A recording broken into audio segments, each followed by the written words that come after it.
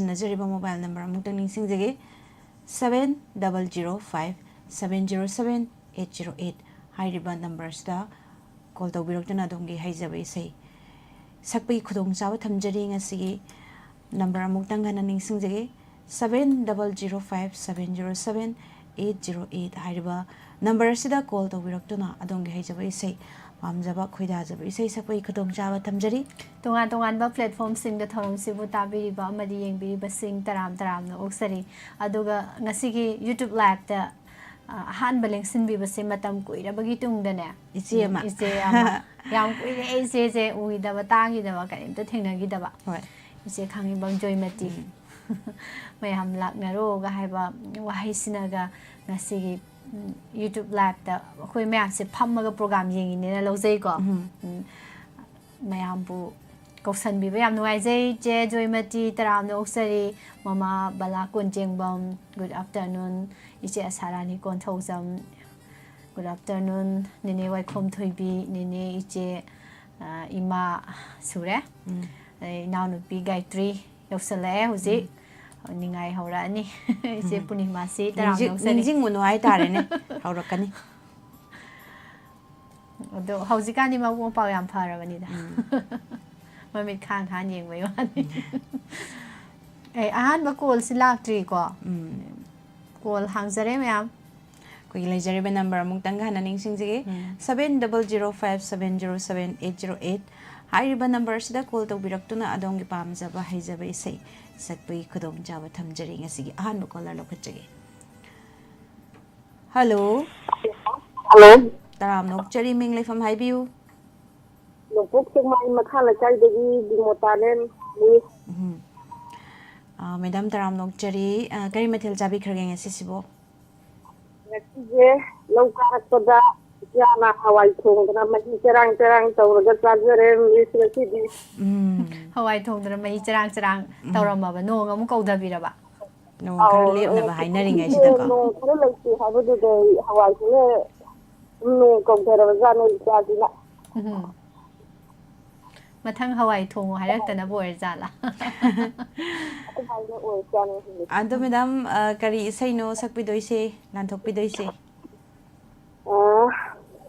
aku se lau peng dani mis ado aku lau peng dagi isai yama sum haiba hajabagi wana tana mayam ni awan ngal po tha dana ba nei sai matien tang hajjarage na yam nungai je lau suba satluraga wana halakpa ngahak pothabade sei mate em ga ngang thokpa no phet ngasi di dum leidui awa bu loi kaw dorim ni oi sei saga tang awan ngal po tha ga drana tayeng ni adudi haubiro o koise hajjarage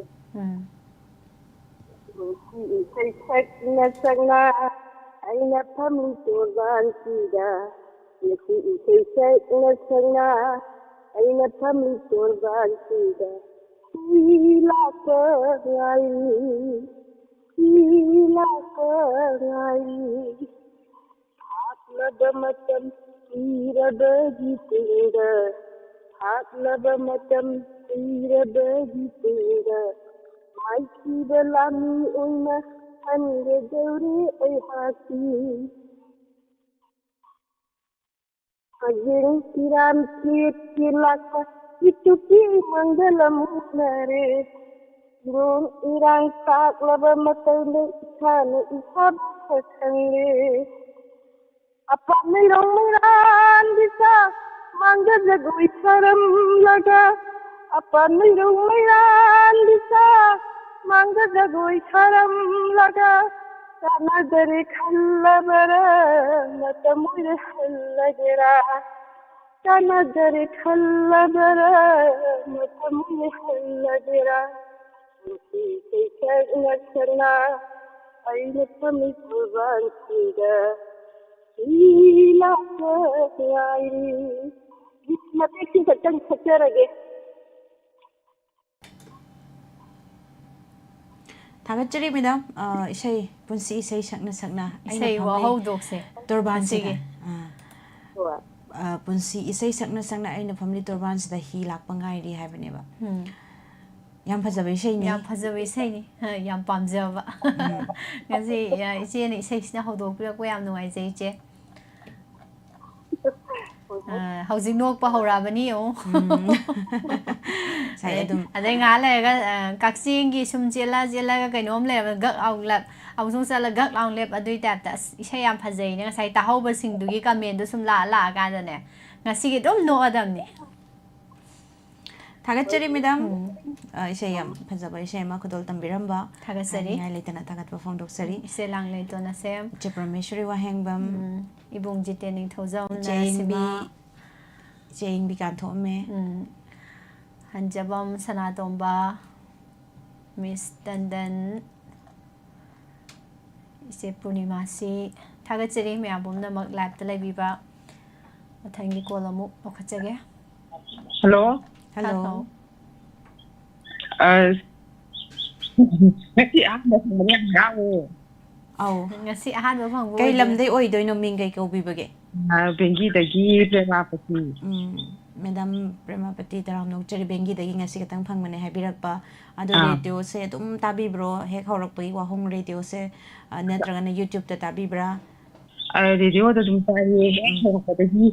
ꯁꯣꯝ ꯗꯥꯏꯃꯟꯁꯤꯗ ꯂꯩꯔꯤꯉꯩꯗꯒꯤ ꯑꯗꯨꯝ ꯇꯥꯔꯛꯄꯗ ꯍꯧꯖꯤꯛꯁꯨ ꯇꯥꯔꯤꯌꯦ ꯑꯩꯈꯣꯏ ꯑꯅꯤ ꯁꯪꯒꯣꯏꯗ ꯐꯝꯃꯒ ꯃꯇꯝ ꯈꯔꯗꯤ ꯃꯩ ꯇꯠꯂꯝꯃꯅꯤ ꯈꯔꯗꯤ ꯃꯩ ꯇꯠꯂ ꯉꯥꯎꯖꯥꯅꯤ ꯑꯗꯨ ꯍꯧꯖꯤꯛꯇꯤ ꯍꯥꯟꯅꯗꯒꯤꯗꯤ ꯀꯌꯥ ꯐꯖꯅ ꯇꯥꯏ ꯐꯤꯁꯨ ꯑꯗꯨꯝ ꯁꯥꯔꯒ ꯇꯥꯔꯦ ꯊꯕꯛꯁꯨ ꯑꯗꯨꯝ ꯀꯩꯅꯣ ꯇꯧꯔꯒ ꯇꯥꯔꯒ ꯂꯩ ꯍꯧꯖꯤꯛꯁꯨ ꯔꯦꯗꯤꯑꯣ ꯊꯥꯔ ꯇꯥꯔꯤꯉꯩꯗ ꯐꯣꯟꯁꯦ ꯐꯪꯕꯁꯤꯗ ꯔꯦꯗꯤꯑꯣ ꯃꯨꯊꯠꯀꯦ ꯉꯥꯡꯉꯛꯑꯅꯦꯅ ꯉꯥꯡꯉꯛꯑꯅꯤꯅ ꯑꯗꯣ ꯀꯩ ꯃꯊꯦꯜ ꯆꯥꯕꯤꯔꯒꯦ ꯃꯦꯗꯥꯝ ꯉꯁꯤꯗꯤ ꯎꯁꯣꯏ ꯎꯇꯤ ꯊꯣꯡꯉꯦ ꯋꯥꯎ ꯎꯇꯤꯁꯨ ꯑꯗꯨꯝ ꯍꯥꯎꯕ ꯃꯊꯦꯜ ꯍꯥꯎꯕꯅꯤ ꯇꯨꯝꯕꯁꯨ ꯅꯨꯡꯉꯥꯏꯕꯅꯤ ꯅꯨꯡꯉꯥꯏꯕꯅꯤ ꯑꯗꯣ ꯑꯍꯥꯟꯕ ꯐꯪꯕꯁꯦ ꯃꯇꯨꯡ ꯀꯥꯎꯗꯅꯕ ꯀꯔꯤ ꯏꯁꯩ ꯉꯪꯉꯛꯇꯣꯏꯅꯣ ꯃꯦꯗꯥꯝꯒꯤꯁꯦ ꯑꯗꯨ ꯍꯥꯏꯔꯛꯀꯅꯦ ꯄꯥꯈꯠꯄꯅ ꯃꯍꯥꯎ ꯑꯗꯣ ꯈꯣꯟꯗꯤ ꯌꯥꯝ ꯐꯠꯇꯤꯌꯦ ꯏꯃꯥ ꯄꯥꯕꯨꯡꯁꯨ ꯏꯁꯩ ꯁꯛꯄꯤꯌꯦ ꯈꯣꯟꯖꯦꯜꯗꯤ ꯌꯥꯝ ꯐꯖꯗꯦ ꯏꯁꯩ ꯁꯛꯄꯗ ꯏꯁꯩꯁꯨ ꯌꯥम ꯍꯩꯖꯗꯦ ꯐꯖꯅ ꯑꯝꯇ ꯁꯛꯇꯣꯛꯆꯔꯛꯀꯦ ꯑꯗꯨꯅꯤ ꯏꯃꯥ ꯐꯖꯅ ꯁꯛꯇꯣꯛꯄꯤꯔꯛꯑꯣ ꯑꯗꯣ ꯀꯔꯤ ꯏꯁꯩ ꯁꯛꯇꯣꯏꯅꯣ ꯑꯩꯕꯨ ꯌꯥꯝ ꯄꯥꯈꯠꯂꯛꯏ ꯑꯦ ꯃꯤꯍꯨꯟꯒ ꯆꯣꯡ ꯆꯣꯡꯉꯦ ꯑꯁꯦꯡꯕꯩ ꯆꯣꯡꯉꯝꯗꯧ ꯃꯥꯜꯂꯦ ꯇꯧꯔꯤꯁꯦ ꯈꯨꯍꯥꯏꯁꯦ ꯆꯣꯡꯉꯤꯅꯦ ꯑꯋꯣꯏꯒꯤꯅꯦ ꯆꯣꯡꯉꯤꯕ ꯃꯤꯍꯨꯟꯗꯨꯒꯤ ꯀꯩꯅꯣꯗ ꯇꯟꯊꯥꯗ ꯍꯥꯏꯇꯥꯔꯦꯅꯦ ꯃꯦꯗꯥꯝꯅ ꯉꯪꯒꯦ ꯈꯟꯕꯤꯔꯤꯕ ꯏꯁꯩꯗꯣ ꯑꯝꯇ ꯉꯪꯉꯛꯎꯁꯦ ꯀꯩꯅꯣ ꯇꯧꯔꯒꯅ ꯑꯩꯈꯣꯏ ꯃꯤꯁ ꯅꯤꯔꯃꯂꯥ ꯑꯩꯈꯣꯏ ꯏꯕꯥꯅꯤꯁꯨ ꯄꯨꯟꯅ ꯍꯦꯛꯇ ꯁꯛꯃꯤꯟꯅꯔ ꯂꯣꯏꯔꯦ ꯃꯦꯗꯥꯝꯒ ꯂꯣꯏꯅꯅ ꯍꯣꯏ ꯑꯗꯨꯅꯦ ꯑꯩꯁꯨ ꯈꯜꯂꯤꯅꯦ ꯑꯗꯨꯃꯥꯏꯅ ꯑꯗꯨ ꯑꯁ ꯏꯆꯜꯂꯅꯤꯅ ꯇꯧꯕ ꯃꯤꯅꯤꯇ꯭ꯔꯤꯗꯣ ꯅꯨꯡꯉꯥꯏꯕꯅ ꯅꯨꯡꯗꯥꯡꯒꯁꯦ ꯇꯥꯕꯗ ꯀꯌꯥꯝ ꯅꯨꯡꯉꯥꯏꯔꯦ ꯑꯩꯈꯣꯏꯗꯤ ꯇꯥꯕꯗꯕ ꯑꯗꯨꯝ ꯊꯝꯃꯒ ꯂꯩꯔꯕꯅꯤ ꯏꯁꯩ ꯁꯛꯎꯁꯦ ꯅꯣꯏ ꯀꯀꯥꯅ ꯑꯗꯣ ꯀꯔꯤ ꯏꯁꯩꯅꯣ ꯑꯩ ꯁꯛꯇꯣꯏꯁꯤꯕꯨ ꯌꯥꯝ ꯄꯥꯈꯠꯂꯤꯗ ꯀꯔꯤ ꯏꯁꯩꯅꯣ ꯑꯝꯇ ꯊꯣꯛꯂꯛꯇꯣꯏꯗꯣ ꯑꯝꯇ ꯇꯥꯅꯤꯡꯕꯅ ꯂꯣꯏꯔꯕꯅꯤ ꯍꯧꯖꯤꯛ ꯏꯈꯧ ꯂꯥꯡꯉꯦ ꯇꯥꯅꯤꯡꯕꯅ ꯑꯍꯥꯟꯕꯒꯤ ꯐꯪꯕꯅꯤꯅ ꯑꯩꯁꯦ ꯃꯌꯦꯛ ꯑꯅꯤ ꯈꯛꯇ ꯑꯣꯏꯁꯨ ꯁꯛꯑꯝꯃꯒꯦꯀꯣ ꯃꯌꯦꯛ ꯑꯅꯤ ꯑꯅꯤ ꯈꯛꯇ ꯑꯣꯏꯁꯨ ꯁꯛꯑꯝꯃꯒꯦ ꯑꯗꯨꯒ ꯏꯆꯜꯂꯅꯤꯅ ꯑꯗꯨꯝ ꯊꯝꯊꯕꯤꯔꯛꯑꯣ ꯍꯣꯏ ꯍꯧꯔꯛꯑꯒꯦ ꯍꯧꯔꯛꯑꯣ ꯅꯪ ꯀꯀꯥꯅ ꯌꯦꯡꯉ ꯅꯣꯏ ꯅꯣꯛꯁꯟꯕꯤꯔꯛꯀꯅꯨ ꯍꯥꯏꯕꯤꯌꯨ ꯍꯣꯏ ꯅꯣꯛꯁꯜꯂꯛꯀꯅꯨ ꯃꯣꯏ ꯄꯥꯕꯨꯡꯒ ꯍꯥꯏꯕꯤꯌꯨ ꯍꯣꯏ ꯃꯊꯪꯗꯗꯤ ꯍꯥꯏꯔꯒꯦ ꯍꯟꯗꯛꯇꯗꯤ ꯈꯪꯂꯥ ꯈꯪꯁꯤꯇ ꯐꯪꯈꯤꯕꯅꯤꯅ ꯌꯥꯝꯅ ꯉꯥꯎꯈ꯭ꯔꯦꯕꯀꯣ ꯑꯗꯨꯗꯤ ꯍꯧꯔꯛꯑꯒꯦ ꯍꯧꯕꯤꯔꯣ ꯄꯨꯟꯁꯤꯒꯤ ꯂꯝꯕꯤꯗꯤ ꯇꯤꯟꯈꯪꯇꯅ ꯊꯜꯂꯤ ꯀꯩꯅꯣ ꯀꯥꯎꯊꯣꯛꯈ꯭ꯔꯦ ꯆꯦꯛꯁꯤꯟꯅ ꯆꯠꯂꯨ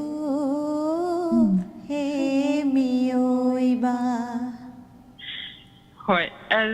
ꯏꯆꯜꯂꯅꯤ ꯑꯗꯨꯝ ꯊꯝꯊꯕꯤꯔꯛꯑꯣ ꯑꯩ ꯃꯊꯪꯗ ꯐꯥꯅꯕ ꯍꯣꯔꯥꯏꯔꯝꯃꯒꯦ ꯃꯦꯗꯥꯝꯅ ꯁꯛꯂꯛꯀꯅꯤ ꯈꯪꯗꯕꯅꯤꯅ ꯑꯩꯈꯣꯏ ꯏꯕꯥꯅꯤꯁꯨ ꯐꯍꯧꯗ꯭ꯔꯤ ꯃꯌꯦꯛꯇꯣ ꯃꯌꯦꯛꯁꯦ ꯑꯦꯛꯁꯤꯗꯦꯟ ꯊꯣꯛꯇꯧꯔꯦ ꯑꯣ ꯌꯥꯝ ꯑꯩ ꯅꯨꯡꯉꯥꯏ ꯉꯁꯤ ꯑꯍꯥꯟꯕ ꯊꯦꯡꯅꯕ ꯋꯥꯔꯤ ꯅꯨꯡꯉꯥꯏ ꯑꯗꯣ ꯃꯊꯪꯗ ꯐꯖꯕ ꯑꯃ ꯑꯃꯨꯛ ꯇꯥꯃꯤꯟꯅꯔ ꯂꯣꯏꯔꯦꯀꯣ ꯍꯣꯏ ꯇꯥꯃꯤꯟꯅꯁꯦ ꯑꯗꯨ ꯍꯧꯖꯤꯛ ꯏꯆꯜꯂꯅꯤꯅ ꯂꯩꯔꯤꯁꯤ ꯍꯧꯖꯤꯛ ꯈꯣꯡꯖꯣꯝꯗꯔா ꯅꯠꯇ꯭ꯔꯒ ꯋꯥꯍꯣꯡ ꯆꯤꯒꯣꯡꯂꯣꯝꯗꯔꯥ ꯈꯣꯡꯖꯣꯝꯗꯅꯤ ꯑꯩꯈꯣꯏꯅ ꯋꯥꯍꯣꯡꯗ ꯅꯠꯇꯦ ꯈꯣꯡꯖꯣꯝꯗꯅꯤ ꯈꯣꯡꯖꯣꯝꯗꯅꯤ ꯑꯗꯨꯗꯤ ꯑꯩꯈꯣꯏꯁꯨ ꯅꯣꯡ ꯀꯀꯥ ꯑꯩꯈꯣꯏꯅꯤ ꯅꯣꯡꯃ ꯂꯥꯛꯀꯦꯅ ꯋꯥꯔꯤ ꯁꯥꯟꯅꯔꯒ ꯂꯩꯔꯤꯅꯦ ꯂꯥꯛꯇꯣꯏꯅꯤ ꯅꯣꯡꯃ ꯍꯣꯏ ꯁꯥꯔ ꯍꯣꯏꯗꯤ ꯑꯗꯨꯝ ꯋꯥꯍꯣꯡꯗ ꯑꯗꯨꯝ ꯆꯠꯂꯤ ꯉꯁꯤꯁꯨ ꯍꯜꯂꯛꯄ ꯀꯨꯏꯗ꯭ꯔꯤ ꯑꯩꯈꯣꯏ ꯏꯕꯥꯅꯤꯗꯤ ꯌꯧꯔꯛꯇ꯭ꯔꯤ ꯋꯥꯍꯣꯡꯁꯦ ꯅꯛꯄꯨꯗꯤ ꯅꯣꯡꯃ ꯅꯠꯇ꯭ꯔ ꯅꯣꯡꯃꯗꯤ ꯅꯣꯡꯃꯗꯤ ꯁ꯭ꯋꯥꯏꯗꯒꯤ ꯍꯨꯔꯥꯜꯂ ꯆꯦꯟꯁꯦ ꯍꯥꯏꯅꯔꯤ ꯑꯩꯗꯤ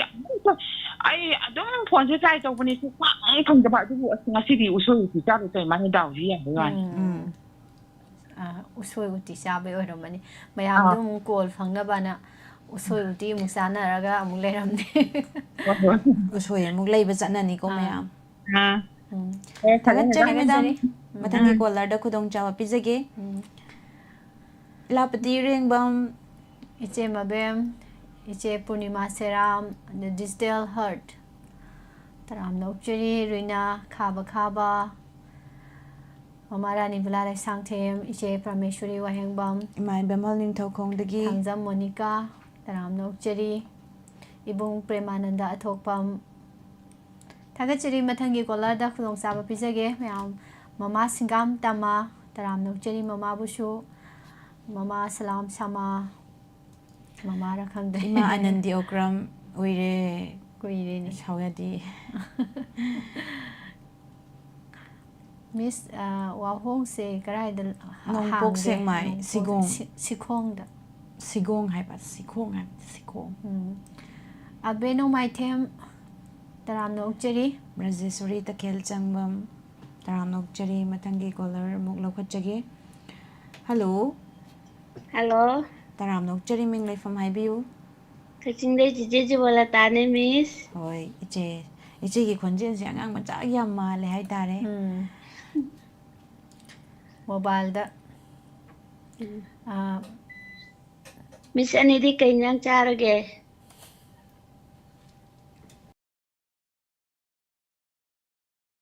ꯏꯟꯖꯥꯡ ꯀꯥꯎꯒ꯭ꯔꯕꯣ ꯍꯋꯥꯏ ꯊꯣꯡꯕ ꯆꯥꯏ ꯏꯆꯦ ꯑꯣ ꯍꯋꯥꯏꯒ ꯀꯥꯡꯁꯣꯏ ꯊꯣꯡꯕꯁꯨ ꯌꯥꯎꯋꯤ ꯑꯣ ꯏꯆꯦ ꯍꯣꯏꯗꯤ ꯀꯩ ꯃꯊꯦꯜ ꯆꯥꯕꯤꯕ ꯑꯩꯈꯣꯏ ꯉꯁꯤ ꯀꯥꯡꯁꯣꯏ ꯆꯥꯏꯌꯦ ꯑꯩꯈꯣꯏꯁꯨ ꯍꯥꯎꯋꯦ ꯀꯥꯡꯁꯣꯏ ꯌꯥꯝ ꯀꯥꯡꯁꯣꯏ ꯑꯃ ꯇꯧꯔꯦ ꯑꯗꯨꯒ ꯀꯥꯡꯉꯧ ꯑꯃꯒ ꯄꯨꯖꯥꯔꯤ ꯆꯥꯔꯦ ꯑꯅꯧꯕ ꯑꯣꯏ ꯇꯧꯔꯤꯔꯥ ꯈꯪꯗꯦ ꯉꯁꯤ ꯀꯥꯡꯁꯣꯏ ꯌꯥꯝ ꯍꯥꯎꯋꯦ ꯑꯩꯈꯣꯏꯁꯨ ꯑꯣ ꯑꯗꯨꯗꯤ ꯏꯆꯦꯒꯤ ꯏꯁꯩ ꯑꯃꯨꯛ ꯃꯌꯥꯝꯒ ꯇꯥꯃꯤꯟꯅꯖꯒꯦ ꯏꯆꯦ ꯀꯔꯤ ꯏꯁꯩ ꯉꯪꯕꯤꯗꯣꯏꯅꯣ ꯉꯁꯤꯗꯤ ꯂꯩꯅꯝꯗꯤ ꯍꯨꯈꯤꯅꯣ ꯇꯧꯕ ꯏꯁꯩꯗꯣ ꯋꯥꯎ ꯐꯖꯕ ꯏꯁꯩ ꯑꯃ ꯑꯗꯨꯃꯛꯇ ꯁꯛꯂꯛꯇꯣꯔꯦ ꯁꯛꯆꯔꯛꯀꯦ ꯌꯥꯝ ꯄꯛꯆꯅꯤ ꯏꯆꯦꯅ ꯉꯪꯊꯣꯔꯛꯄꯗ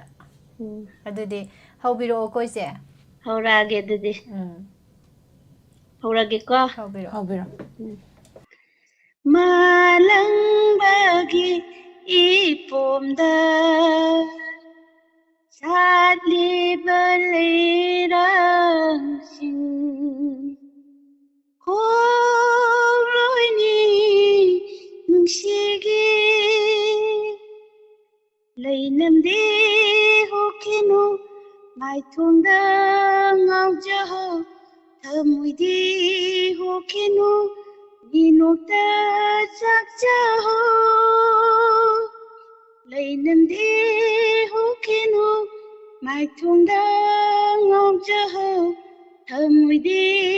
ꯍꯨꯈꯤꯅꯨ ꯃꯤꯅꯣꯛꯇ ꯆꯥꯛꯆꯍꯧ ꯄꯤꯈꯤꯔꯣꯏ ꯊꯃꯣꯏꯁꯤ ꯀꯅꯥꯗ ꯄꯤꯈꯤꯔꯣꯏ ꯊꯃꯣꯏꯁꯤ ꯀꯅꯥꯗ ꯅꯨꯡꯁꯤꯕꯁꯨ ꯈꯪꯖꯗꯔꯦ ꯑꯄꯥꯝꯕꯁꯨ ꯍꯩꯖꯗꯔꯦ ꯅꯨꯡꯁꯤꯕꯁꯨ ꯈꯪꯖꯗꯔꯦ ꯑꯄꯥꯝꯕꯁꯨ ꯍꯩꯖꯗꯔꯦ ꯀꯦꯖꯕ ꯅꯧꯖꯕꯇꯅ ꯂꯩꯔꯥꯡꯒꯤ ꯄꯨꯟꯁꯤꯅꯤ ꯀꯦꯖꯕ ꯅꯧꯖꯕꯇꯅ ꯂꯩꯔꯥꯡꯒꯤ ꯄꯨꯟꯁꯤꯅꯤ ꯄꯤꯈꯤꯔꯣꯏ ꯊꯃꯣꯏꯁꯤ ꯀꯅꯥꯗ ꯄꯤꯈꯤꯔꯣꯏ ꯊꯃꯣꯏꯁꯤ ꯀꯅꯥꯗ ꯃꯥꯂꯪꯕꯒꯤ ꯏꯄꯣꯝꯗ ꯁꯥꯠꯂꯤꯕ ꯂꯩꯔꯥꯡꯁꯤꯡ ꯍꯣꯡꯂꯣꯏꯅꯤ ꯅꯨꯡꯁꯤꯒꯤ ꯃꯥꯂꯪꯕꯒꯤ ꯏꯄꯣꯝꯗ ꯆꯠꯂꯤꯕ ꯂꯩꯔꯥꯡꯁꯤꯡ ꯍꯣꯡꯂꯣꯏꯅꯤ ꯅꯨꯡꯁꯤꯕꯤ ꯅꯨꯡꯁꯤ ꯋꯥꯔꯤꯅꯔꯒ ꯄꯦꯟꯖꯔꯤꯕꯤ ꯂꯩꯔꯥꯡꯅꯤ ꯅꯨꯡꯁꯤ ꯋꯥꯔꯤꯅꯔꯒ ꯄꯦꯟꯖꯔꯤꯕꯤ ꯂꯩꯔꯥꯡꯅꯤ ꯄꯤꯈꯤꯔꯣꯏ ꯊꯃꯣꯏꯁꯤ ꯀꯅꯥꯗ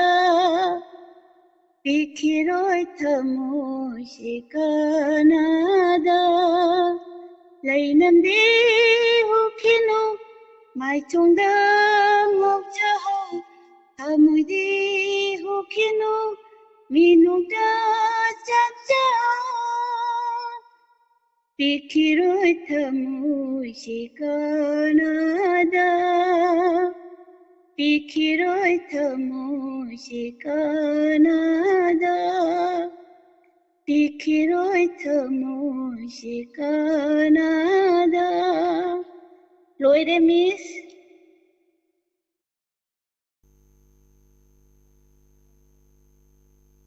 ꯊꯦꯡk you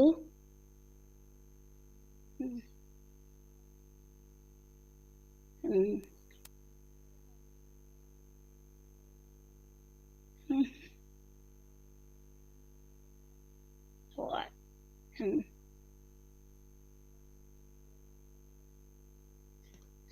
thank you ꯃꯌꯥꯝꯁꯨ ꯄꯨꯝꯅꯃꯛꯁꯨ ꯊꯝꯃꯦ ꯃꯤꯁ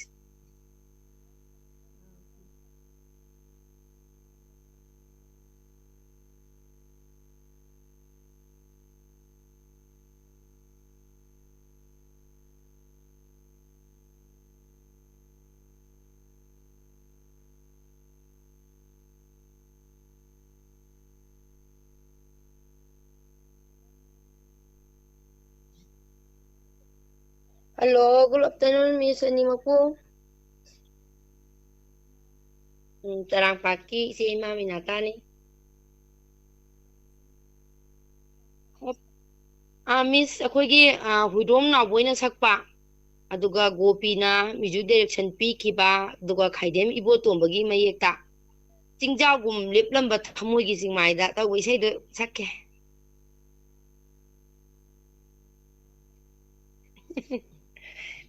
Miss, adudi. Wah, hurage. Jingjaw gum liplam bat hamoy gising maida. Ho jingjaw gum liplam bat hamoy gising maida. Panthogi khudo pamin sarado waksingi ule phiru khangduna chayo lakle jingthau pamin oina sayo lakle jingthau pamin oina chingen mana Chalakpa Chamukuning to man bilay Ho singin mana Om lakpa Chamukuning to man bilay Layrang mana Chalak naga Kumlang nakori Silaka Lupa ginaso maan bilay kumay kumjin lo na tha loi bi jingi na pomda jing thau charo pai du na kumay kumjin lo na tha loi bi jingi na pomda jing thau charo pai du na puning kang na kauri male ai ha po na son pit na tari ye ngai ri male ai ha po नासोन पीना तारिये उरिये तारिये उरिये Thank you Miss ani mapu matang sida loisile ani duna lore Miss ani ki saru khak pane na uriye tariye na ani rak hai biduna lore Miss ani na ide duna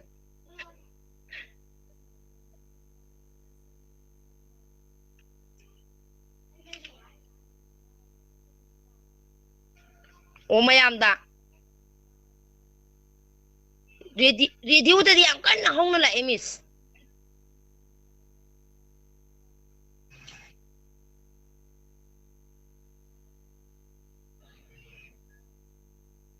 au radio da dia thok kan na akhoi nu pa na lai khalak pa na kong pang na ai saurim ne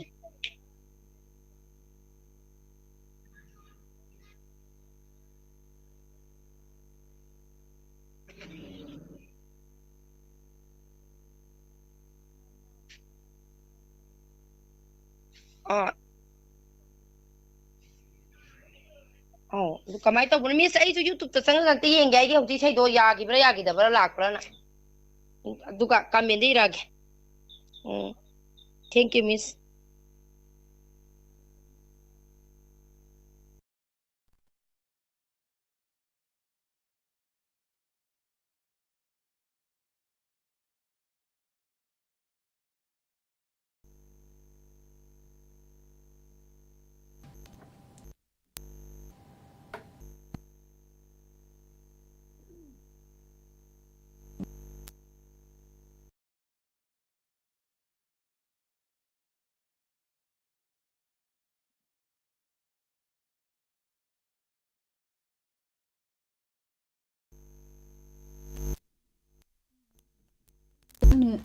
check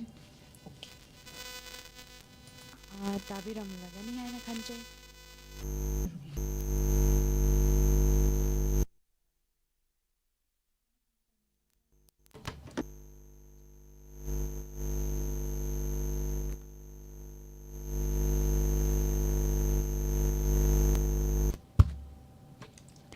check okay hojikti tabiramlagani mayamsu ai tare ado kitang technical gi asoi bane ha tare ko sound je color na ngangak padi taba color ni sai sak padi taba ado tarabra tare habire ko jom omitana aduga yare me sabire somda kitang technical gi asoi ba kitang lerame ko gi pairiba mix da ko da ngapi gani thagachari mathangi call ama lo khachage hello hello hello taram no cheri ming le from ibu sei lamai dong jeng di sendi kai mathil charage je misnga si nga thong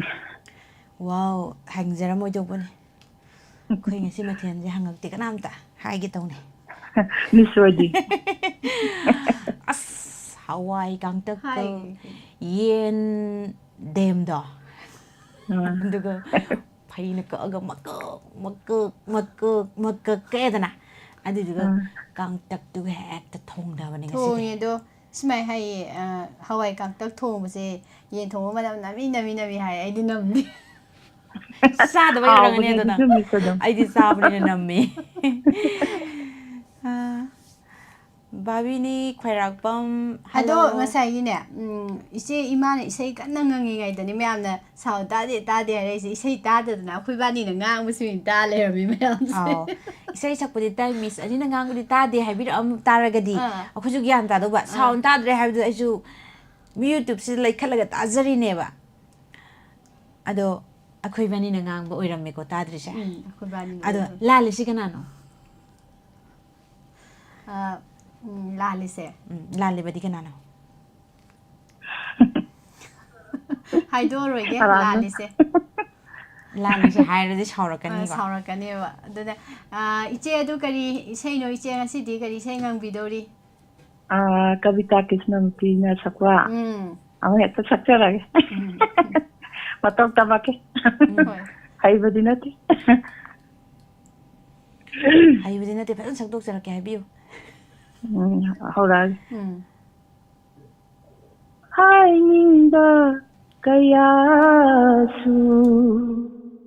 ꯍꯥꯏꯖꯕ ꯉꯝꯗꯦ 이신시나 하이닝바 까야수 하여방한데 이신시나 잉바질로수 잉자바 방디 이시나 누시바난가 나란다 우미시다 타와야 학장가 세나란다 니쿠다 하이닝바 까야수 하이저방한데 이진치나 Pamunanata Sagnande Idom hin hoksi Karamel homi Pamunanata Sagnande Idom hin hoksi Karamel homi Nahag yagdana Hingga pensidi Yaudaba Haksan pulangi Takdiramuni Nungshiba nahagna Kanya ragawadaba Pambay amatandi Haingba kayasu Haijaba ngamde 이진치나 잉바실로수 잉자바 방대 이미지나 농도레이신군 이닝땀라바 랑기색라군 빨강암람라바 Dolaisingun ining tamlaba Langgi siklagun paiba ngamlaba Natung induna laksaning bani Noma halako nung silandanda Kaibang wang mada Jalamba toglabasu Ngajarang dinang tabu Mongpanggi laynaida Hainingba kayasu Haijaba ngamde Isinchina Yingba sinlausu Yingjaba pangde 이미시나 누시바난가 다이나람다이 이미시다 타와이가 흑장가 세나람다이 니쿠다 하이닝가 까야수 아이자가 ngamde 이진치나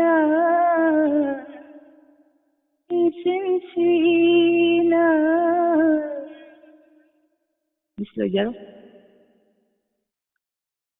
Thagachari iche ꯌꯥꯝ ꯊꯋꯥꯏ ꯇꯥꯅ ꯏꯁꯩꯁꯤ ꯐꯖꯅ ꯉꯪꯊꯣꯔꯛꯄꯩ ꯋꯥꯅꯤ ꯌꯥꯝ ꯅꯨꯡꯉꯥꯏ ꯃꯀꯣꯛꯇꯒꯤ ꯍꯧꯕꯗꯒꯤ ꯂꯣꯏꯕꯧ ꯏꯁꯩꯁꯤ ꯇꯥꯊꯣꯛꯈ꯭ꯔꯦ Nista yabro Yaye ꯇꯥꯕꯁꯤ ꯐꯖꯅ ꯌꯥꯏ Yam fazana Dun thagaspire Wari libige Kuya mingse Wari libige ꯋꯥꯔꯤ ꯂꯤꯕꯤꯒꯦ ꯌꯥꯝ ꯐꯖꯩ Wari tabige Haiba Mazutolani Kuiraroi ꯊꯥꯒꯠꯆꯔꯤ ꯏꯆꯦ ꯑꯌꯤꯡꯕꯤ Sakmin Fau Miss Anigi Mino Yang Laga Pianzerage ꯌꯦꯡꯖꯔꯒ ꯄꯦꯟꯖꯩ ꯊꯃꯣꯏꯅ ꯌꯦꯡꯖꯔꯒ ꯄꯦꯟꯖꯩ ꯊꯃꯣꯏꯅ ꯃꯤꯠꯀ ꯃꯤꯠꯀ ꯆꯥꯟꯅꯕ ꯊꯃꯣꯏ ꯑꯅꯤ ꯄꯥꯝꯖꯕ ꯃꯤꯠꯀ ꯃꯤꯠꯀ ꯆꯥꯟꯅꯕ ꯊꯃꯣꯏ ꯃꯥꯅ ꯄꯥꯝꯖꯔꯨꯏ ꯌꯦꯡꯖꯔꯒ ꯄꯦꯟꯖꯩ ꯊꯃꯣꯏꯅ ꯃꯤꯅꯥꯇꯥ ꯏꯆꯦ ꯏꯃꯥ ꯁꯣꯔꯣꯛ ꯈꯥꯏꯕꯝ ꯊꯥꯒꯠꯆꯔꯤ ꯍꯥꯏꯕꯤꯔꯛꯄ ꯊꯥꯒꯠꯆꯔꯤ ꯆꯦꯕꯨꯁꯨ ꯇꯔꯥꯝ ꯅꯣꯛꯆꯔꯤ ꯆꯦ ꯔꯣꯕꯤꯇꯥꯁꯨ ꯇꯔꯥꯝ ꯅꯣꯛꯆꯔꯤ ꯃꯤꯁ ꯏꯁꯩ ꯑꯃꯇ ꯁꯛꯂꯛꯑꯣ ꯏꯁꯩ ꯁꯛꯍꯜꯂꯛꯑꯒꯦ ꯇꯔꯥꯝ ꯅꯣꯛꯆꯔꯤ ꯋꯥꯔꯤ ꯂꯤꯕꯤꯒꯦ ꯏꯕꯨꯡꯕꯣꯒꯦ ꯂꯥꯏꯁ꯭ꯔꯝ ꯊꯥꯒꯠꯆꯔꯤ ꯃꯃꯥ ꯏꯕꯦꯝꯃꯟ ꯍꯦꯟꯁꯝ 이제 पूर्णिमा 세람 이제 아베 강해범 이모 오크람 이봉 이모 다람 넉제리 타겟제리 아두노 코나 사지 호호 코이 무도 하나 사지 아두 ngangbiro 미스님 라나 ngango ai jagoi sarage yai ko ngasi yoina 호호 코이 무 자이나 삭자가니 호호 코이 무기 keno se khogi salakpa kanda kamai dance kamai torogani ade yes takjarake ngai ko takjage ai sak takjage smain tawgani 호호 코이 무 하디 kauri natro 호호 코이 무 런던 베능부 하이도 smain tawda tawda haibring age ko de tawgadamne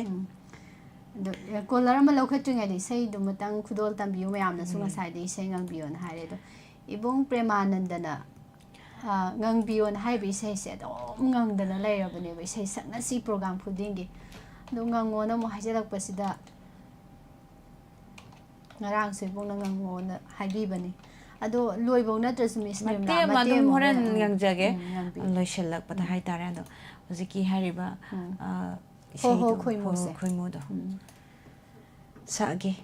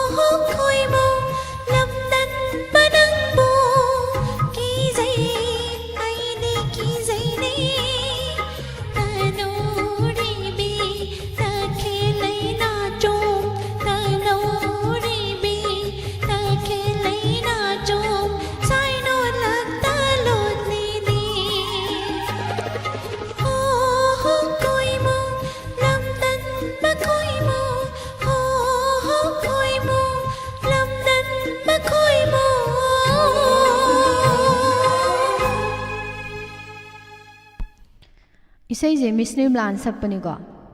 ꯑꯗꯣ ꯑꯩ ꯅꯣꯏꯅ ꯋꯥꯏ ꯃꯇꯧ ꯇꯝꯕ ꯁꯥꯕꯗ ꯁꯛꯄ ꯁꯥꯕꯗ ꯑꯁꯦꯡꯕꯒꯤ ꯑꯩ ꯅꯣꯏꯅ ꯋꯥꯏꯕ ꯑꯗ ꯀꯩꯒꯨꯝꯕ ꯑꯩꯅ ꯏꯁꯩꯁꯦ ꯁꯛꯑꯝꯃꯒꯗꯤꯅ ꯑꯩꯅ ꯈꯜꯂꯤꯅꯤꯀꯣ ꯊꯥꯒꯠꯆꯔꯤ ꯃꯌꯥꯝ ꯏꯁꯩ ꯑꯃꯁꯨ ꯃꯤꯁ ꯅꯤꯝꯂꯥꯗꯩ ꯇꯥꯃꯤꯟꯅꯔꯦ ꯑꯗꯨꯅ ꯃꯤꯁ ꯑꯅꯤ ꯏꯀꯥꯏ ꯈꯨꯝꯅꯖꯔꯤ ꯏꯕꯨꯡ ꯏꯃꯣ ꯑꯣꯀ꯭ꯔꯝꯕꯁꯨ ꯇꯔꯥꯝꯅ ꯑꯣꯛꯆꯔꯤ ꯊꯥꯒꯠꯆꯔꯤ ꯃꯊꯪꯒꯤ ꯀꯣꯜ ꯑꯃꯃꯨꯛ ꯂꯧꯈꯠꯆꯒꯦ ꯉꯁꯥꯏꯗꯒꯤ ꯍꯣꯜ ꯇꯧꯕꯤꯕ ꯃꯥꯔꯖꯤꯌꯥ ꯇꯔꯥꯝꯅ ꯑꯣꯛꯆꯔꯤ ꯍꯜꯂꯣ ꯍꯜꯂꯣ ꯇꯔꯥꯝꯅ ꯑꯣꯛꯆꯔꯤ ꯃꯤꯡ ꯂꯩꯐꯝ ꯍꯥꯏꯕꯤꯌꯨ ꯃꯤꯁ ꯏꯆꯥꯅꯤꯕꯨ ꯊꯥꯒꯠꯆꯔꯤ ꯏꯃꯥ ꯀꯛꯆꯤꯡꯗꯒꯤ ꯃꯃꯥ ꯁꯅꯥꯇꯣꯝꯕꯤ ꯁꯅꯥꯇꯣꯝꯕꯤꯅꯤ ꯃꯤꯁ ꯍꯧꯖꯤꯛꯀꯤ ꯃꯤꯁ ꯅꯤꯝꯂꯥꯒꯤ ꯏꯁꯩꯗꯣ ꯏꯃꯥ ꯀꯝꯗꯧꯕ ꯀꯔꯤ ꯍꯥꯏꯔꯨꯗꯣꯏꯅꯣ ꯈꯪꯗꯦ ꯍꯥꯏꯐꯝ ꯈꯪꯗꯦ ꯐꯖꯕꯅ ꯏꯃꯥꯗꯤ ꯏꯁꯩ ꯑꯔꯤꯕ ꯌꯥꯝꯁꯨ ꯉꯪꯕꯤꯕꯅꯦ ꯑꯔꯤꯕ ꯌꯥꯝ ꯄꯥꯝꯖꯕꯅꯦ ꯏꯃꯥꯁꯦ ꯑꯗꯨꯗ ꯌꯥꯝ ꯅꯨꯡꯉꯥꯏꯅ ꯇꯥꯔꯝꯗꯧ ꯃꯥꯟꯕ ꯑꯩꯅ ꯁꯨꯝ ꯈꯟꯕꯗ ꯏꯃꯥꯒꯤ ꯉꯪꯒꯦ ꯈꯟꯖꯔꯝꯕ ꯏꯁꯩꯒ ꯂꯣꯏ ꯀꯥꯎꯔꯝꯃꯗ꯭ꯔꯅ ꯈꯜꯂꯤ ꯀꯥꯎꯏ ꯑꯁꯦꯡꯕꯃꯛꯅꯤ ꯑꯁꯦꯡꯕꯃꯛ ꯏꯁꯩꯗꯨ ꯅꯤꯡꯁꯤꯡꯉꯛꯑꯦꯕꯀꯣ ꯐꯤꯂꯝꯗꯨꯁꯨ ꯅꯤꯡꯁꯤꯡꯉꯛꯄ ꯑꯗꯣ ꯃꯤꯠꯇ ꯈꯪꯎ ꯎꯕꯒꯨꯝ ꯇꯧꯁꯤꯜꯂꯛꯑꯦꯕ ꯑꯗꯨꯅ ꯏꯁꯩ ꯁꯛꯀꯦ ꯈꯟꯕꯒ ꯀꯥꯎꯈ꯭ꯔꯦ ꯁꯣꯏꯈ꯭ꯔꯁꯨ ꯃꯌꯥꯝꯅ ꯉꯥꯛꯄꯤꯗꯣꯏꯅꯤ ꯃꯤꯁ ꯍꯣꯏꯅ ꯉꯥꯛꯄꯤꯗꯣꯏꯅꯤꯀꯣ ꯍꯣꯏ ꯏꯃꯥ ꯀꯩꯁꯨ ꯑꯍꯩꯕ ꯉꯥꯛꯇ ꯅꯠꯇꯦ ꯁꯛꯏꯁꯤꯡꯁꯦ ꯉꯁꯥꯏꯒꯤ ꯊꯧꯔꯝꯁꯤꯗ ꯅꯨꯡꯉꯥꯏꯕꯒꯤ ꯉꯥꯏꯍꯥꯛ ꯑꯋꯥꯕ ꯄꯣꯊꯥꯕꯒꯤ ꯁꯨꯝ ꯁꯔꯨꯛ ꯌꯥꯔꯤꯕ ꯉꯥꯛꯇꯅꯤ ꯁꯣꯏꯕꯒ ꯑꯃꯠꯇ ꯎꯗꯒꯩ ꯅꯣꯛꯇꯣꯔꯤꯕꯅꯤ ꯃꯌꯥꯝꯁꯦ ꯈꯨꯕꯥꯛ ꯈꯨꯗꯧꯔꯤꯕꯅꯤ ꯍꯣꯏ ꯑꯗꯨꯗꯤ ꯏꯃꯥꯗꯒꯤꯁꯨ ꯏꯁꯩ ꯑꯔꯤꯕ ꯑꯃ ꯍꯧꯖꯤꯛ ꯃꯌꯥꯝ ꯄꯨꯟꯅ ꯇꯥꯃꯤꯟꯅꯔꯁꯤ ꯍꯣꯏ ꯏꯃꯥ ꯍꯧꯕꯤꯔꯛꯑꯣ ꯊꯃꯣꯏ ꯁꯦꯟꯅꯇꯦ ꯀꯞꯂꯤꯕ ꯄꯤꯔꯥꯡꯅꯇꯦ ꯆꯤꯟꯊꯔꯤꯕ ꯑꯉꯥꯎꯕ ꯅꯨꯡꯁꯤꯒꯤ ꯏꯆꯦꯟꯗꯨꯅꯤ ꯑꯉꯥꯎꯕ ꯅꯨꯡꯁꯤꯒꯤ ꯏꯆꯦꯟꯗꯨꯅꯤ ꯆꯪꯖꯐꯝ ꯄꯤꯕꯤꯗ꯭ꯔꯕ ꯅꯪꯒꯤ ꯊꯃꯣꯏꯅ ꯆꯪꯖꯐꯝ ꯄꯤꯕꯤꯗ꯭ꯔꯕ ꯅꯪꯒꯤ ꯊꯃꯣꯏꯅ ꯊꯃꯣꯏ ꯁꯦꯟꯅꯇꯦ ꯀꯞꯂꯤꯕ ꯄꯤꯔꯥꯡꯅꯇꯦ ꯆꯤꯟꯊꯔꯤꯕ ꯍꯥꯏꯔꯔꯣꯏ ꯇꯝꯂꯔꯣꯏ ꯍꯥꯏꯔꯔꯣꯏ ꯇꯝꯂꯔꯣꯏ ꯀꯅꯥꯗꯁꯨ ꯇꯅꯤꯛꯅ ꯈꯥꯡꯖꯔꯒꯦ ꯊꯃꯣꯏꯁꯤꯅ ꯂꯦꯜꯂꯒꯦ ꯄꯨꯟꯁꯤꯅ ꯃꯄꯣꯛꯁꯤꯃ ꯂꯦꯜꯂꯒꯦ ꯄꯨꯟꯁꯤꯅ ꯃꯄꯣꯛꯁꯤꯃ ꯈꯧꯔꯥꯡꯂ ꯃꯤꯀꯨꯞꯇꯨ ꯉꯥꯏꯔꯗꯨꯅ ꯊꯃꯣꯏ ꯁꯦꯟꯅꯇꯦ ꯀꯞꯂꯤꯕ ꯄꯤꯔꯥꯡꯅꯇꯦ ꯆꯤꯟꯊꯔꯤꯕ ꯑꯉꯥꯎꯕ ꯅꯨꯡꯁꯤꯒꯤ ꯂꯃꯩꯒꯨꯝꯅ ꯑꯉꯥꯎꯕ ꯂꯝꯖꯥꯎꯒꯤ ꯂꯃꯩꯒꯨꯝ ꯂꯛꯀ ꯈꯨꯗꯤꯡ ꯆꯥꯈ꯭ꯔꯁꯅꯨ ꯑꯉꯥꯎꯕ ꯂꯝꯖꯥꯎ ꯑꯉꯥꯎꯕ ꯂꯝꯖꯥꯎ ꯂꯃꯩꯒꯨꯝꯅ ꯂꯛꯀ ꯈꯨꯗꯤꯡ ꯃꯩꯔꯤꯅ ꯆꯥꯈ꯭ꯔꯁꯅꯨ ꯂꯛꯀ ꯈꯨꯗꯤꯡ ꯃꯩꯔꯤꯅ ꯆꯥꯈ꯭ꯔꯁꯅꯨ ꯄꯤꯔꯝꯃꯨ ꯄꯥꯎꯈꯨꯝ ꯑꯁꯤꯃꯇꯪ ꯄꯤꯔꯝꯃꯨ ꯄꯥꯎꯈꯨꯝ ꯑꯁꯤꯃꯇꯪ ꯀꯔꯝꯕ ꯊꯃꯣꯏꯅꯣ ꯇꯝꯊꯤꯕ थमोशीना से काफिरा राना ते चिंथरीवा हायरो तमरो कनादासो संगपम पिबीदबा नंगी थमोना थमोशीना से कालिबा पीराना ते चिंथरीवा चिंथरीवा चिंथरीवा मिस ममाजी तोइना इसेई सकता खनाउजी पू ngamdrene असुक याम फजना ngangai sidi ma khonjel ani thoi do ji mamaji puba ngamdadana ma khonjel ani thosu khangde da ima isai se nungai na tabani na nungai o pare mandana pare thagasari yam fazana ngang thore ngai di ma isai sakpade yam waba mala salakpane do ngasidi waba gam ta mande mamaji lau kanna sureba aduna khare hinjinna waba sida waba phadograba kainom tawon waba hainagi ba hoi hoi thagasari ma yam nungai jai isai phajaba man tahan biramba ari bai sai ma mathangi kolar da khudong saba bijage John Mark Taram Nusri Bem Bem Longzam Marjia Kaka Samarendra Chegita Soibam Thagatsari Mayam Pumnamak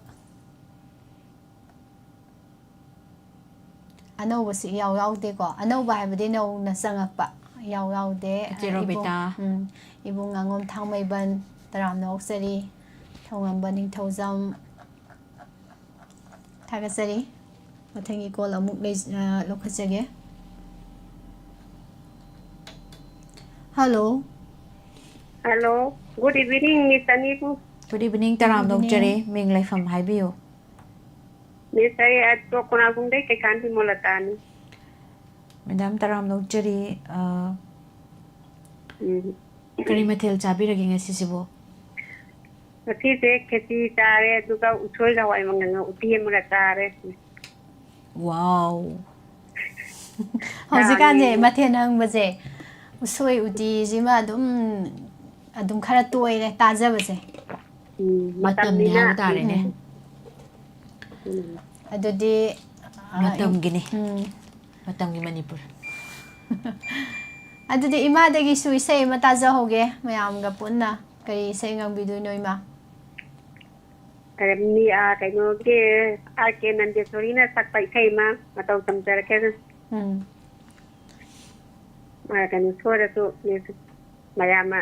ngaki gani mayam na nungai na tabiu haido wei ma to tabi ho hamjara ke ni so haubi roi ma inga thagi di thamaida ingin thagina thaginda kumgi nuna juri jam jam jam tari nuna jam jam jam tari nuna jam jam jam tari nuna jam jam jam tari nuna Ikai piso hunbada taurin populap tuna langun sajai pai tuna Ikai piso hunbada taurin populap tuna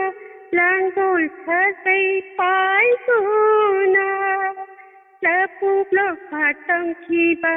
arati ti sai sakna Mungina antari jam jam jam tari nuna jam jam jam tari nuna jam jam jam tari nuna jam jam jam tari nuna lâu linh đi thằng du na có thể quan sẽ tu na lâu hôn khu ta phải tu na có lần đi thấy ta lối na na lâu đến ta khối ta ta cùng đi mong na tan tha đi cùng đi mong na tan tha đi đi na tha đi tha mai ta đi tha đi na tha jinda cùng đi mong na tu đi dam dam dam ta đi mong na dam dam dam ta đi mong na dam dam dam ta đi mong na dam dam dam ta đi mong na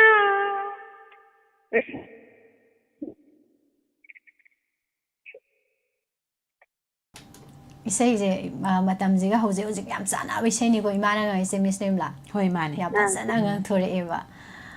야 누가이제 이마 이세 파자나 강 토레에 그리 까멜람 야오김네 빠기브네 나시기 이세 쳇리바 싱지 로이 파제 loi phaje hebra duga kari mathel chara ge har pa ibung imo okram na ko 마테 제가 잘 그노 마이크로폰 야중에 다호름도 만 아이디 mathel haijara ke phone thamra kanda do sai haibirak padu john ma 이봉 비크럼짓 나니 Bikramjit so sweet voice 하이데이세 ꯌꯥꯝ ꯅꯨꯡꯉꯥꯏꯖꯩ ꯏꯃꯥ ꯐꯖꯕ ꯏꯁꯩ ꯑꯃ ꯉꯥꯡꯊꯣꯛꯄꯤꯔꯝꯕ ꯌꯥꯝ ꯅꯨꯡꯉꯥꯏꯖꯩ ꯏꯆꯦ ꯖꯣꯏꯃꯇꯤꯅꯁꯨ 이세요 파자이네 닐마라리 이세양 포이세 ꯑꯗꯨꯒ ꯄꯨꯠꯄꯥꯒꯤ 이세 ꯑꯝꯇꯪ ꯇꯥꯊꯣꯛꯀꯦ haibane ngasai sem ta ꯑꯩꯅ ꯍꯥꯏꯕꯗꯨꯁꯨ ꯍꯥꯏꯌꯨꯗꯅ ꯑꯗꯨꯗꯤ ngasi je aina sakpa isai du matau tamna ma wagare aduna sakpa ngamna mandre adu sa anjara ke adum aduga thagachari ima mathangi collar da khudong cha bijage aduga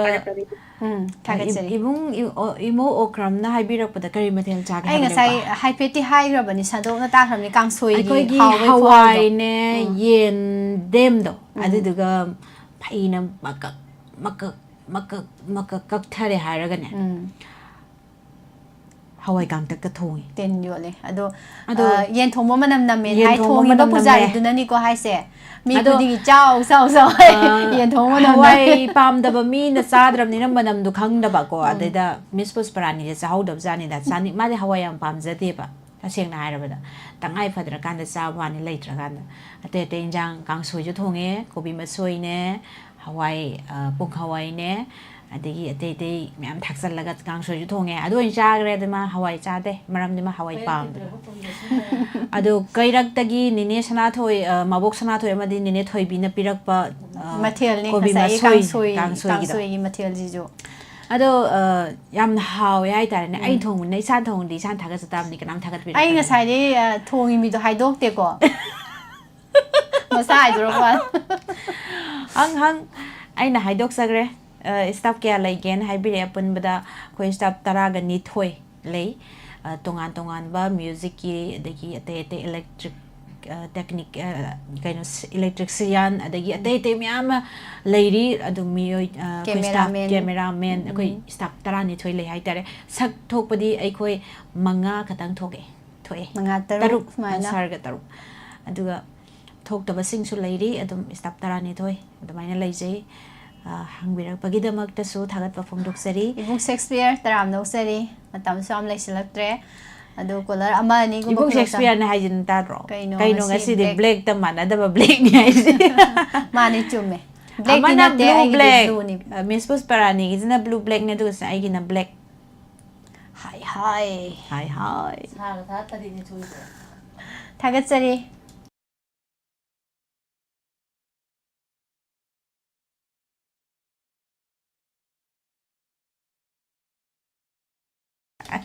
akhoi sarga tharga tari ni akhoi de ngang ji la le hello soi de la le hai di mayam na la na correction subject to correction hello Hello. Hello. Hello. Hello, good evening, Chandu. Good evening, ma. Ayo, guy, dagi, ma, angobine. Angaubi. Ima Angaubi. O bagay Mo dagi. guy, dagi. Angaubi siya mi he.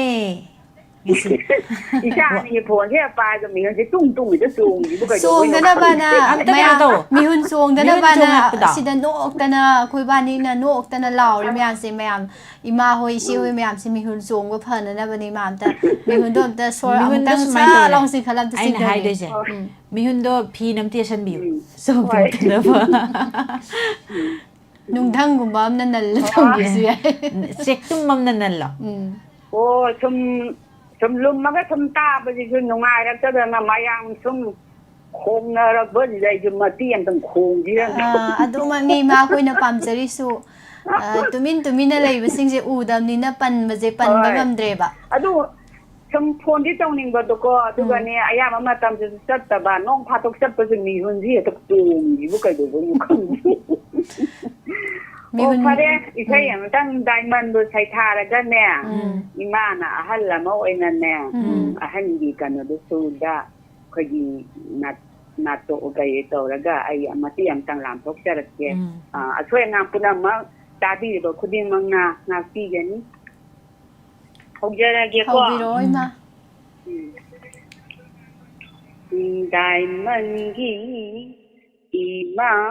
mayang galoi nane diamond gi isa mayang galoi nana than nay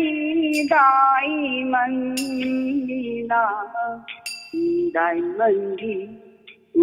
isa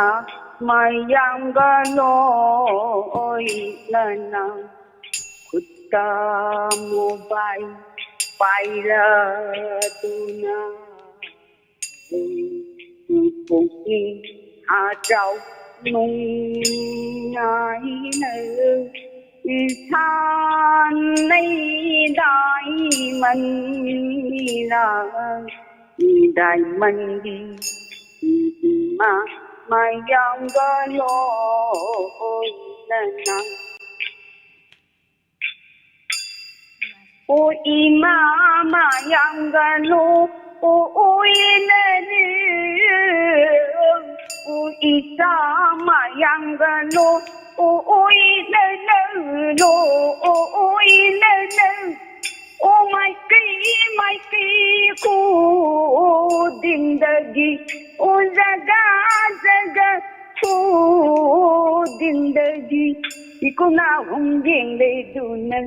umi ku na hum ding le dunan tan ja miên ja ying le dun cao lâu đi dai man number Ima mayangaloi nene kita mayangaloi nene loi nene ikut mobile paira dune ikut mobile paira dune O tane tan kamna repne O tane tan kamna repne O hayje bay hayje ba pamde ba uchari diamond la buthai nadi diamond la buthai nadi nanai ne atai avu pam de diamond kine udbanatne diamond kine yengbanatne atai avu pam de diamond ta pune ปุ่นที่นุ่งทั้งเลยหันบิวอีทรมากีคุยอาคาเดหันเนเขาดีเจ้าดีติดตะกายเดือthôi dengan debau oi han diu isore inna atai amal pam jadi diamond di sinin ujabanatna diamond di sinin ujabanatna tai amal pam jadi Hagasari maya pura masanga pura mangati gani Kuba isai jita agi da yam kuiro bani ma as do na pele ga sidi yam nungai re imagi sai da ju mandila khingda bani sidi isai sa mina ya ni ma halli sakpa chat pe yar ne ado ima isai khara gara kuba isai khara gara tau bi bro ima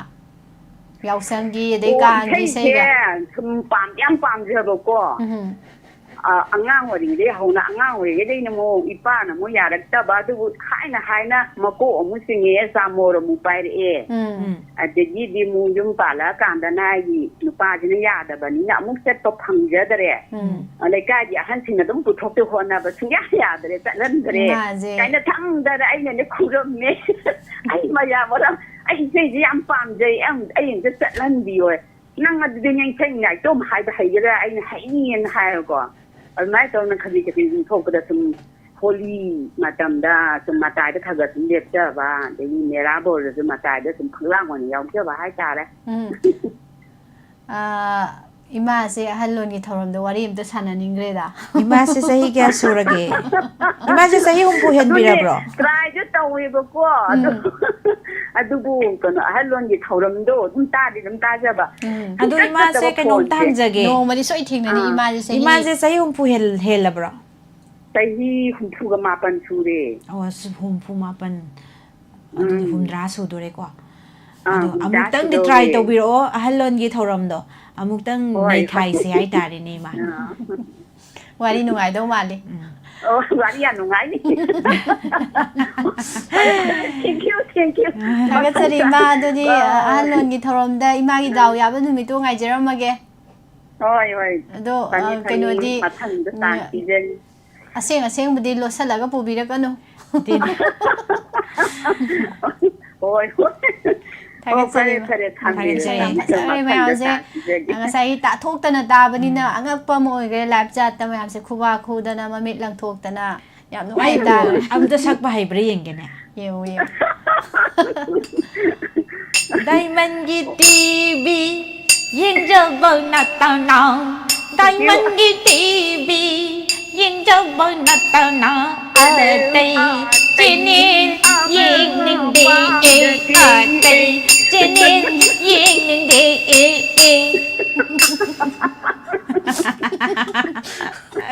pare ya no mai je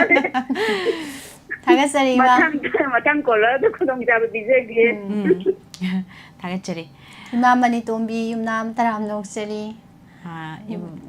thoram tazari sa ta sem Ngasigi aroi ba ko lama lamkhatoi Gita soibam taram nokcheri ibung jiten fajaraba aberana Maida pungang sole murung nusiraba wahiduna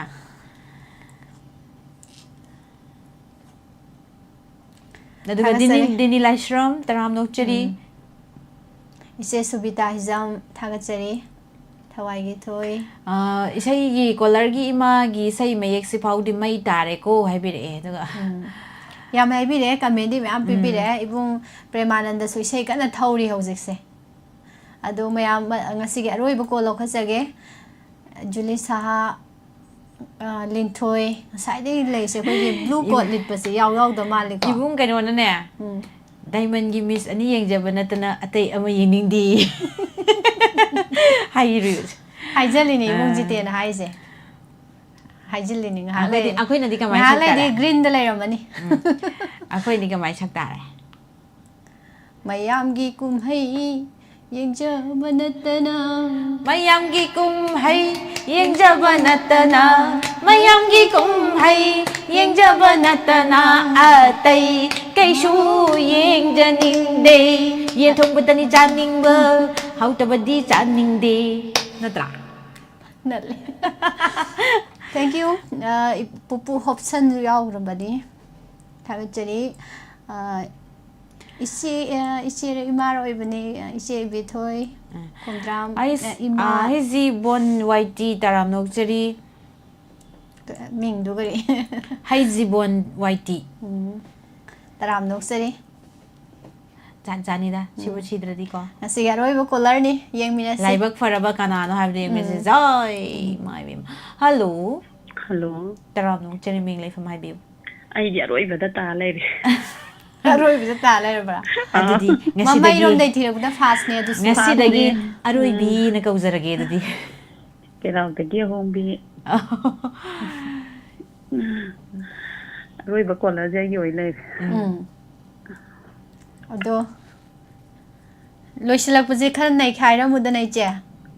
ꯑꯁ ꯑꯩꯅꯗꯤ ꯁꯣꯝꯗ ꯁꯦꯠꯊꯒꯦ ꯇꯧꯔꯀꯥꯟꯁꯤꯗ ꯁꯦꯠꯄꯗꯨꯁꯨ ꯑꯗꯨꯝ ꯅꯩꯁꯤꯜꯂꯛꯄ ꯌꯥꯏꯗ ꯁꯦꯠꯄꯁꯤ ꯅꯨꯡꯉꯥꯏꯇꯦꯗ ꯂꯣꯏꯁꯤꯜꯂꯛꯄꯁꯤda ꯂꯣꯏꯁꯤꯜꯂꯛꯄꯒ ꯑꯣꯏꯔꯝꯃꯦ ꯑꯗꯨꯒ ꯑꯩꯅ ꯁꯦꯠꯊꯒꯦ ꯇꯧꯔꯤꯉꯩꯁꯤꯗ ꯍꯧꯔꯛꯑꯒꯦꯀꯣ ꯑꯗꯨꯗꯤ ꯑꯃ ꯍꯧꯖꯜꯂꯛꯑꯣ ꯏꯆꯦ ꯌꯥꯝ ꯐꯖꯅ ꯇꯥꯕꯤꯌꯨꯀꯣ ꯅꯥꯀꯣꯡ ꯁꯦꯡꯗꯣꯛꯆꯔꯦ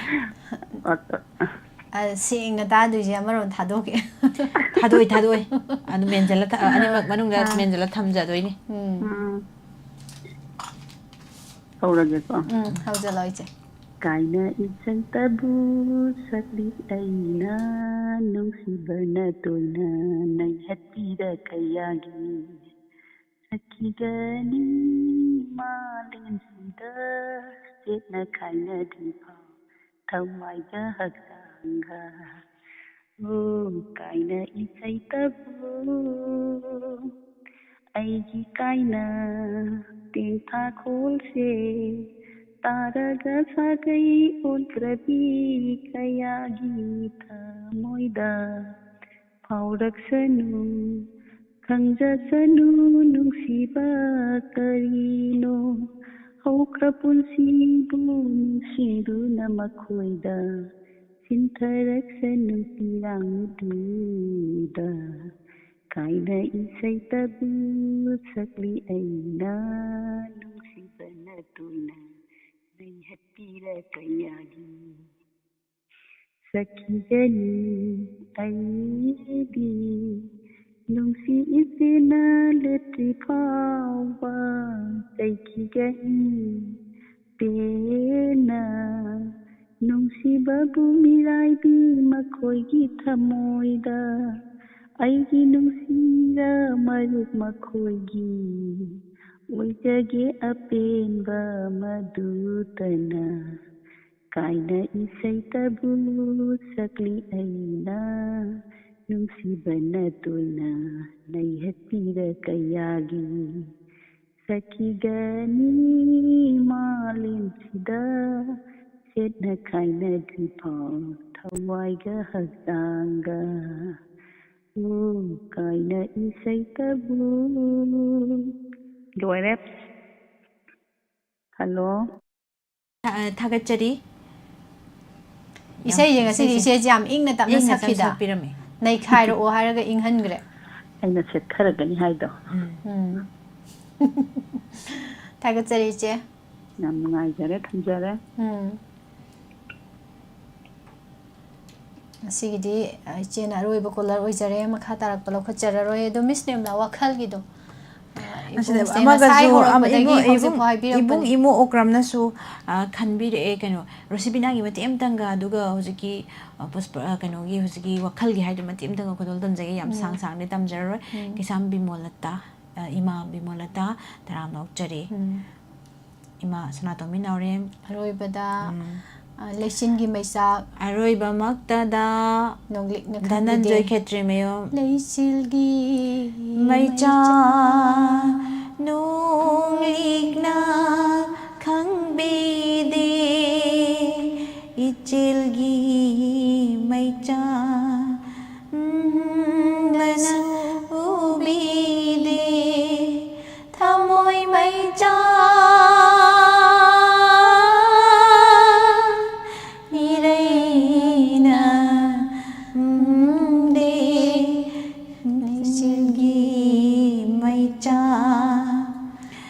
ꯅꯣꯡꯂꯤꯛꯅ ꯈꯪꯕꯤꯗꯦ ꯁ꯭ꯋꯥꯏꯗ ꯌꯥꯜꯂꯁꯤ ꯉꯥꯏꯔꯛꯄ ꯃꯤꯀꯨꯞ ꯉꯁꯤꯗꯤ ꯂꯥꯛꯂꯤ ꯎꯅꯔꯔꯦ ꯂꯝꯕꯤꯁꯤꯗ ꯂꯥꯛꯂꯤ ꯂꯥꯞꯅ ꯅꯇꯨꯡ ꯏꯟꯅ ꯅꯪꯒꯤ ꯋꯥꯈꯜꯅ ꯆꯦꯡꯆꯦꯟ ꯑꯣꯏꯅ ꯆꯪꯁꯤꯟꯕꯁꯨ ꯉꯝꯗꯔꯦ ꯍꯟꯗꯣꯛꯄꯁꯨ ꯌꯥꯗꯔꯦ 시부 그리 마이장노 농시바나 우비디 탕무이기 마이자 비랑나 강비디 레질기 마이자 농릭나 강비디 까니로 시다 하이자 ꯀꯧꯕ꯭ꯔꯨ 네네 ꯃꯦꯝ ꯆꯥꯅ ꯍꯥꯏꯖꯦ ꯃꯤꯁ ꯋꯥ ꯃꯤꯁ ꯁꯥꯔ ꯑꯣꯟꯂꯥꯏꯟꯒꯤ ꯑꯗꯨꯝꯅ ꯁꯝꯕꯤꯌꯨ ꯐꯥꯗ꯭ꯔꯒ ꯍꯟꯕꯤꯌꯨ ꯍꯥꯏꯕ ꯑꯣꯀꯦ ꯀꯧꯕ꯭ꯔꯨ ꯏꯁꯩ ꯈꯪꯉꯦ ꯂꯥꯏꯔꯣ ꯀꯩ ꯍꯥꯏꯅꯣ ꯏꯁꯩ ꯇꯥꯒꯦ ꯍꯧꯔꯣ ꯍꯥꯏꯔ ꯈꯪꯗ꯭ꯔꯦ ꯏꯕꯨꯡ ꯑꯉꯣꯝ ꯊꯥꯡꯃꯩꯕꯟ ꯑꯗꯨꯒ ꯏꯕꯨꯡ ꯖꯜꯖꯤꯠ ꯋꯥꯍꯦꯡꯕꯝ ꯅꯩꯊꯔꯒꯦ ꯍꯥꯏꯔꯒ ꯂꯨꯝꯃꯒ ꯑꯣꯏꯅ ꯁꯛꯂꯛꯏꯁꯤꯅ ꯀꯔꯤꯅꯣ ꯑꯗꯣ ꯏꯁꯩꯗꯣ ꯃꯤꯁ ꯄꯨꯁꯄꯔꯥꯅꯤ ꯍꯥꯟꯅ ꯁꯛꯄꯤꯔꯣ ꯑꯗꯨꯒ ꯃꯇꯦꯛ ꯑꯅꯤꯗꯣ ꯑꯩ ꯁꯛꯆꯔꯒ ꯑꯗꯨꯝ ꯂꯣꯏꯁꯤꯟꯖꯔꯒꯦ ꯃꯇꯝꯁꯨ ꯂꯩꯁꯤꯜꯂꯛꯇ꯭ꯔꯦ ꯃꯤꯅꯤꯠ 9-9 ꯉꯥꯏꯁꯤꯜꯂꯛꯑꯦ ꯃꯃꯥ ꯁꯅꯥꯇꯣꯝꯕꯤ ꯊꯥꯒꯠꯆꯔꯤ ꯏꯁꯩꯁꯦ ꯁꯛꯃꯟꯗꯅ ꯁꯛꯅꯤꯡꯉꯥꯏ ꯂꯩꯁꯤꯜꯂꯛꯇ꯭ꯔꯦꯕ ꯏꯁꯩꯁꯤꯁꯨ ꯌꯥꯝ ꯍꯩꯖꯕꯅꯤ나 ꯅꯪꯕꯨ ꯊꯦꯛꯅ ꯅꯧꯅ ꯖꯒꯣꯏ ꯁꯥꯔꯤ ꯖꯒꯣꯏ ꯍꯩꯕ ꯒꯧꯔꯅ ꯁꯛꯑꯕ꯭ꯔꯅꯦ ꯑꯗ ꯁꯛꯇ꯭ꯔꯤ ꯑꯗꯨꯅꯤ ꯁꯛꯃꯟꯗꯅ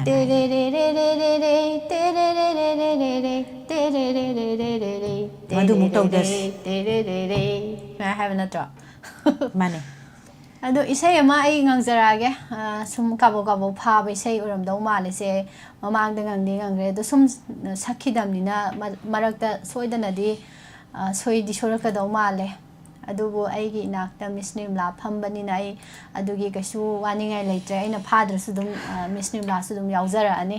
ꯑꯗꯨꯃꯥꯏꯅ ꯑꯣꯏꯅ ꯊꯝꯖꯔꯦ ꯊꯥꯒꯠꯆꯔꯤ ꯃꯌꯥꯝ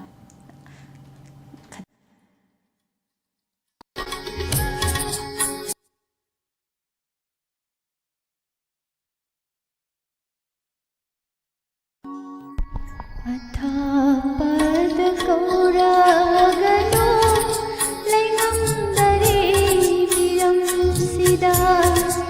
ꯑꯊꯥꯞꯄꯗ ꯀꯧꯔꯒꯅꯨ ꯂꯩꯉꯝꯗꯔꯦ ꯃꯤꯔꯝꯁꯤꯗ ꯊꯣꯠꯂꯕꯤ ꯂꯩꯅꯥꯒꯨꯝꯕꯤ ꯊꯣꯠꯂꯕꯤ ꯂꯩꯅꯥꯒꯨꯝꯕꯤ ꯋꯥꯔꯒꯅꯨ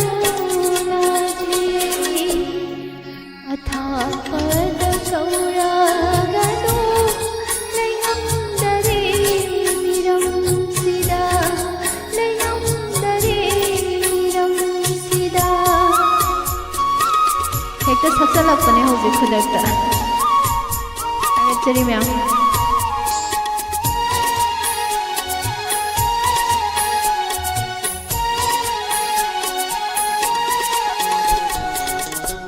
ꯄꯥꯏꯔꯛꯂꯣꯔ ꯑꯩꯕꯨ ꯁꯥꯈꯛꯇꯣꯏꯕ ꯆꯦꯛꯂꯥ ꯑꯣꯏꯅ ꯄꯥꯏꯔꯛꯂꯣꯔ ꯑꯩꯕꯨ ꯁꯥꯈꯛꯇꯣꯏꯕ ꯆꯦꯛꯂꯥ ꯑꯣꯏꯅ ꯂꯣꯏꯕꯤ ꯆꯤꯡꯂꯣꯜꯂꯥꯅ ꯂꯩꯆꯤꯜ ꯈꯣꯡꯕꯤꯅꯥꯅ ꯂꯣꯏꯕꯤ ꯆꯤꯡꯂꯣꯜꯂꯥꯅ ꯂꯩꯆꯤꯜ ꯈꯣꯡꯕꯤꯅꯥꯅ ꯊꯋꯥꯏ ꯑꯩꯅ ꯂꯥꯛꯂꯒꯦ ꯊꯋꯥꯏ ꯑꯣꯏꯕꯤꯅ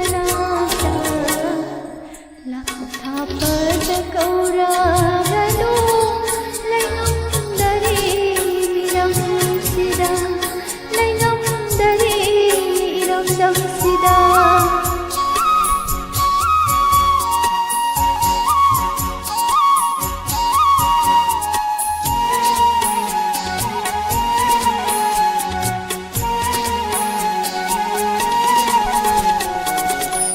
ꯉꯥꯏꯔꯤꯕꯔ ꯑꯩꯕꯨ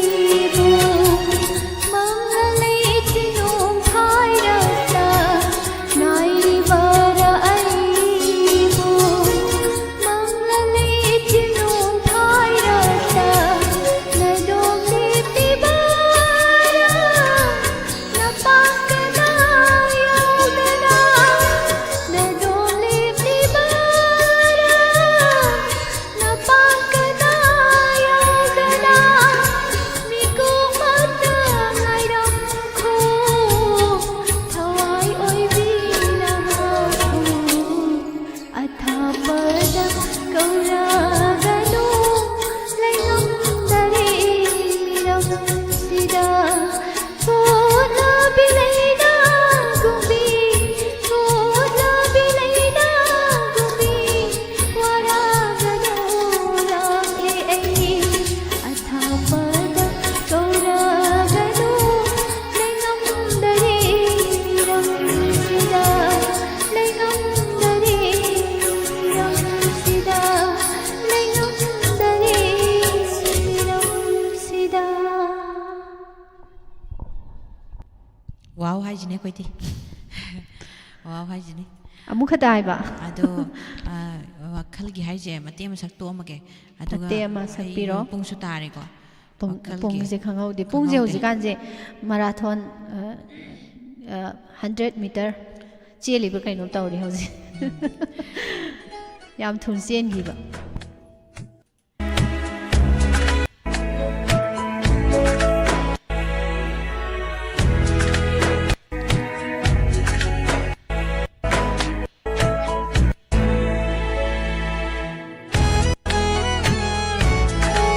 ꯏꯁꯩꯁꯦ ꯑꯗꯨꯝ ꯃꯌꯥꯏꯗꯒꯤ ꯍꯧꯖꯤꯟꯖꯔꯛꯑꯒꯦ ꯂꯣꯏꯅꯗꯤ ꯑꯗꯨꯝꯁꯨ ꯉꯪꯉꯕ ꯏꯁꯩꯅꯤ ꯑꯗꯨ ꯃꯌꯥꯝꯅ ꯁꯨꯝ ꯈꯟꯕꯤꯔꯛꯄ ꯅꯨꯡꯁꯤꯕꯤꯗꯅ ꯉꯪꯉꯣ ꯍꯥꯏꯕꯤꯔꯛꯄ ꯑꯗꯨꯝ ꯍꯟꯖꯟ ꯍꯟꯖꯟꯁꯨ ꯉꯪꯖꯔꯦ ꯑꯗꯣ ꯑꯇꯥꯕꯁꯤꯡꯅꯗꯤ ꯅꯥꯔꯃꯦꯟꯗꯁꯨ ꯁꯣꯏꯗ꯭ꯔꯕꯅꯤ ꯇꯥꯃꯟꯗꯅ ꯑꯗꯨꯕꯨ ꯏꯕꯨꯡ ꯄ꯭ꯔꯦꯃꯥꯅꯟꯗꯅ ꯈꯟꯕꯤꯔꯛꯄ ꯏꯁꯩꯅꯤ ꯃꯤꯁ ꯇꯦꯝꯂꯥ ꯍꯧꯁꯤ ꯍꯣꯏ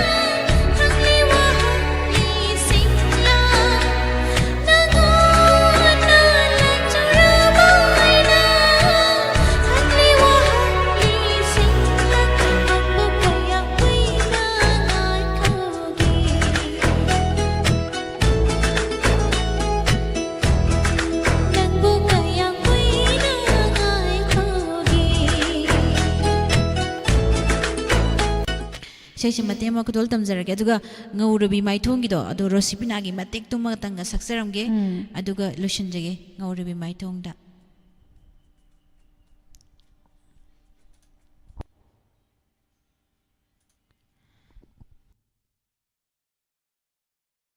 ꯏꯁꯩꯁꯦ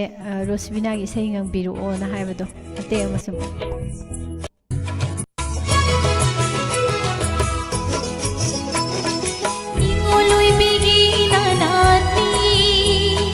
Luna tumiling jaba wahang shuhang dakhi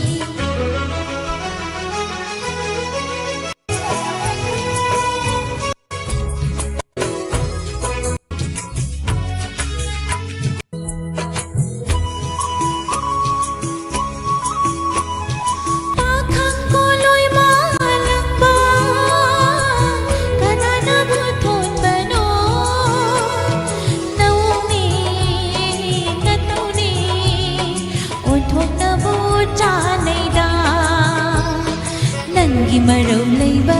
shahna pumdok janing matagom ningolai gi na chongkel hanbani ningolai gi na chongkel hanbani matik simana lotion jarage me amaro broi mathang da musak sage aduga sigin matam solution le haiba tarene matamna kanabu sungai bide aduna mayam miyo ibu khakdana ni ngai ba adu matam gi mamal khangna chase na mayam na toina hainari base adubu yengo matam de jara jara hujin gre ngasi di kano ni matam gasi loina kano tawre hurale thabe ma thok somje laingam dadana thokle iche yaisna mangang nene mimsa sagol sem thagacheri isai mateng ngam da ba yaroi hairi ni BM Amir ngang thoke se kayam kuina ashumna khanduna lenki gani aigi punsi karamba